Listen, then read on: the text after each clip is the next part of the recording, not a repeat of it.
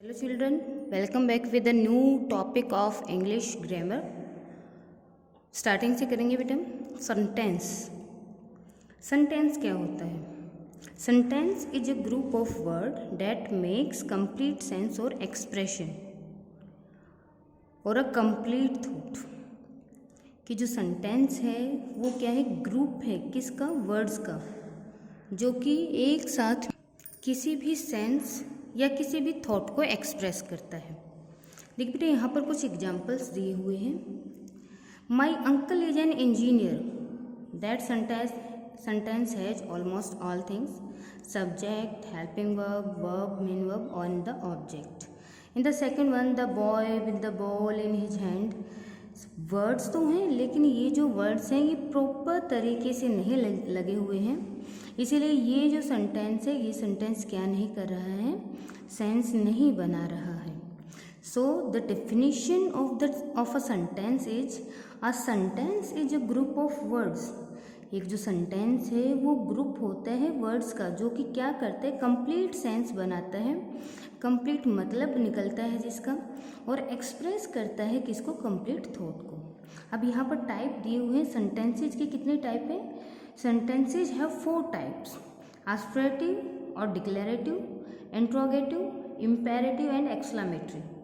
अब जो आस्पिरेटिव सेंटेंस है ये 2 टाइप्स के होते हैं: अफर्मेटिव और positive sentences and the negative one, negative जिनमें नो का यूज होता है. यहाँ से स्टार्ट करते हैं. जो आस्पिरेटिव या डिक्लेरेटिव सेंटेंस है वो क्या होते हैं? A sentence in the form of a statement. एक ऐसा सेंटेंस जो कि स्टेटमेंट की फॉर्म में हो. स्टेटमेंट का मतलब क्या होता है बेटा? एक सिंपल साधारण वाक्य जिसमें ना तो नेगेटिव है ना ही कोई क्वेश्चन है, फुल स्टॉप वाला जो सेंटेंस है उसकी फॉर्म में हो, उसको डिक्लेरेटिव सेंटेंस कहते हैं. जैसे कि यहाँ पर Ram is a good boy. Ram अच्छा लड़का है.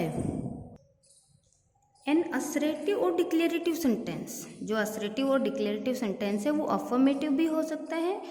पॉजिटिव, इट मीन्स अफर्मेटिव का मतलब पॉजिटिव और नेगेटिव दोनों हो सकते हैं.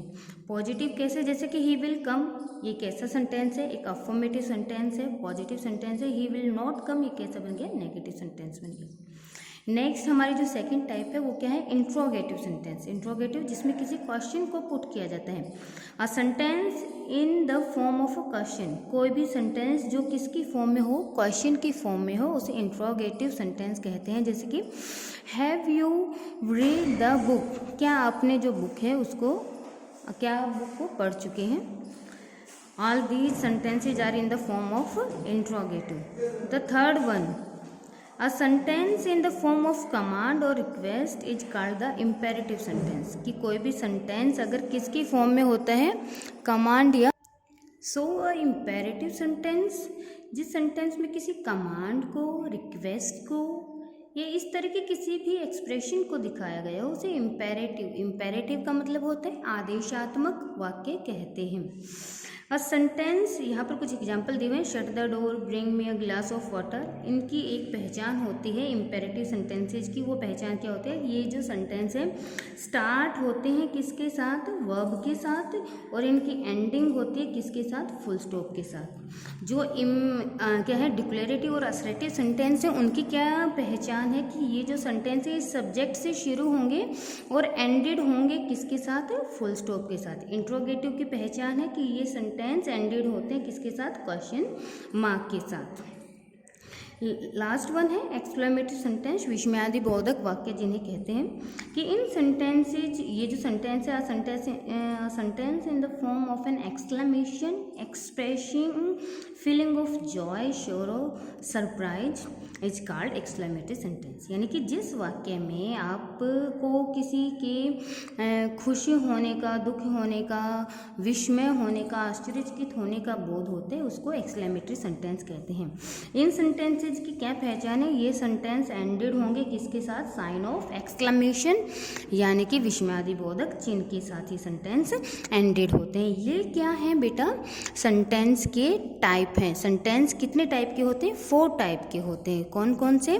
डिक्लेरेटिव, उसके बाद नेक्स्ट है इंट्रोगेटिव, इम्पेरेटिव एंड एक्सक्लेमेटरी. जो अफर्मेटिव सेंटेंस होते हैं उसके 2 पार्ट्स होते हैं, जो डिक्लेरेटिव सेंटेंस होते हैं उसके 2 पार्ट्स होते हैं, पहला positive and second one the negative. अब सब जो सेंटेंस है उसके parts. Sentence has 2 main parts, sentence के 2 मेन पार्ट होते हैं, कौन कौन से हैं? पहला है सब्जेक्ट और दूसरा क्या है? प्रेडिकेट। अब सब्जेक्ट और प्रेडिकेट क्या होते हैं, उनकी डेफिनेशन यहाँ पर गिवन है। Subject of a sentence is a word, ये या तो कोई वर्ड होता है और फ्रेज होता है। फ्रेज क्या होता है? Group of words which make sense but doesn't make complete sense. That says who और व्हाट डज समथिंग। जो सब्जेक्ट है किसी भी सेंटेंस में वो या तो कोई शब्द होगा या शब्दों का कोई समूह होगा जो आपको बताएगा कौन या व्हाट डज समथिंग या फिर क्या। इन शॉर्ट जो सब्जेक्ट है वो क्या होते हैं? Doer of an action. Doer का मतलब होते हैं कर्ता, कि किसी भी एक्शन का, किसी भी काम का कर्ता होता है। प्रेडिकेट, प्रेडिकेट क्या होता है? Is the part of a sentence, ये भी सेंटेंस का ही पार्ट होता है और इसमें क्या होता है? Says something about the action of subject. इसमें जो सब्जेक्ट है सब्जेक्ट के एक्शन के बारे में कहा जाता है। जैसे कि कुछ एग्जांपल्स दिए हुए हैं। He has gone, complete sentence है, यहाँ पर जो करने वाला है यानी कि जो डॉयर है वो कौन है? ही है, तो ही क्या हो गया? सब्जेक्ट हो गया। और the last one part is being the predicate of the sentence, ये सेंटेंस का प्रेडिकेट हो गया, जिसमें जो ही है यानी कि सब्जेक्ट है, सब्जेक्ट के एक्शन के बारे में बताया हुआ है। अब नेक्स्ट थिंग क्या बताइए कि जो सब्जेक्ट और प्रेडिकेट है they are easy to find out in a assertive sentence. In an assertive sentence हम इजीली क्या कर सकते हैं? लोकेट कर सकते हैं किसी भी सब्जेक्ट या प्रेडिकेट को। लेकिन जो हमारे रेस्ट 3 टाइप्स हैं, कौन कौन से? Interrogative, imperative and the exclamatory, उनमें हमें फाइंड आउट करना किसी भी प्रेडिकेट को या सब्जेक्ट को थोड़ा सा मुश्किल होता है, ज़्यादा मुश्किल नहीं है। Let us start. जैसे कि हम यहाँ पर कर रहे हैं, जैसे कि यहाँ पर है सिंपल असर्टिव सेंटेंस था। असर्टिव में हमने सिंपली आइडेंटिफाई कर लिया ही क्या है? डॉर है यानी कि सब्जेक्ट है, और जो लास्ट वन पार्ट है वो क्या है? प्रेडिकेट है सब्जेक्ट का। अब यहाँ पर आपका कौन सा इंट्रोगेटिव सेंटेंस दिया हुआ है? Are you reading a newspaper. यहाँ से अगर हमें फाइंड आउट करना हो, फाइंड आउट क्या करना है कि सब्जेक्ट और प्रेडिकेट को फाइंड आउट कीजिए।